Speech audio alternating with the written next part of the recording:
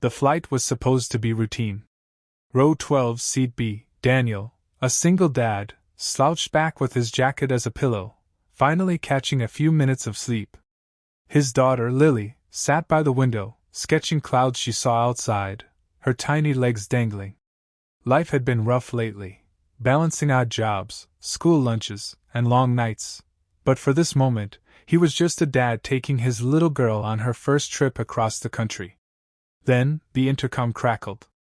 A firm but shaken voice echoed through the cabin. "Ladies and gentlemen, this is your captain. We are experiencing a medical emergency. I need to ask, is there a licensed pilot on board who can assist?" The words hung heavy in the recycled air. Gasps. Nervous whispers. A child began to cry 2 rows back. Lily's eyes widened. She tugged at her father's sleeve. "Daddy, you used to fly, didn't you?" Daniel's heart stopped. He hadn't told her much, just fragments. He was once a military pilot, long before his life had unraveled, before he was left raising a daughter alone. He hadn't been in a cockpit in years. He looked at her small, trusting face. Then he looked around. No one stood up. Not a hand raised. The captain's voice returned, shakier this time. "If there is anyone with flight experience, please come forward." Daniel inhaled sharply. His body felt heavy, his mind raced with fear, but something deeper pushed him up. Slowly he stood. "I was Air Force," he said quietly, to the flight attendant rushing down the aisle. "Not commercial, but I can help."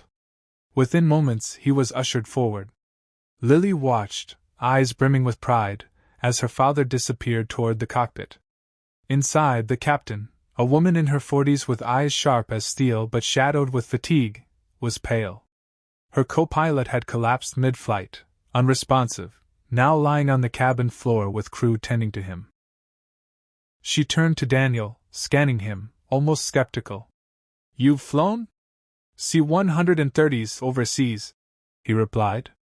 "It's been years, but muscle memory doesn't fade." For a tense second, she hesitated, then nodded. "All right. Sit. You're my right hand now." The next 30 minutes were unlike anything Daniel had felt in years. The controls weren't exactly the same, but the feel, the weight of responsibility, the hum of the engines, the silent prayer, all came rushing back. The captain gave quick commands. Daniel followed. Together, they steadied the aircraft against sudden turbulence. Sweat dripped down his brow, but his hands stayed firm. At one point, she glanced at him and whispered, "You're saving lives today. Don't forget that." Finally, the runway lights glowed beneath them. The landing gear lowered with a groan. The captain guided, Daniel steadied. And with a bone-rattling thud, the plane kissed the ground. Passengers burst into applause, tears streaming, prayers whispered. When the plane rolled to a stop, the captain leaned close. Her voice was thick with gratitude. "You didn't just help me. You reminded me, we're never truly alone in the sky." Back in row 12, Lily leapt into her father's arms. "Daddy, you were the hero!" she squealed, clutching him tight. He laughed softly, pressing his forehead to hers. "No, sweetheart. Sometimes life gives us a chance to do the right thing again. That's all I did." As passengers disembarked, many stopped to thank him. Some shook his hand, others simply smiled through tears. And for the first time in years, Daniel didn't feel like the man who had lost everything. He felt like someone who still had purpose. And when the captain found him before he left, she said something he would never forget. "Flying isn't about perfect skill, it's about courage when the world needs it most. Today, you gave us all that courage." Sparkle's final note for narration. Sometimes, the quietest seat in row 12 can carry the loudest story.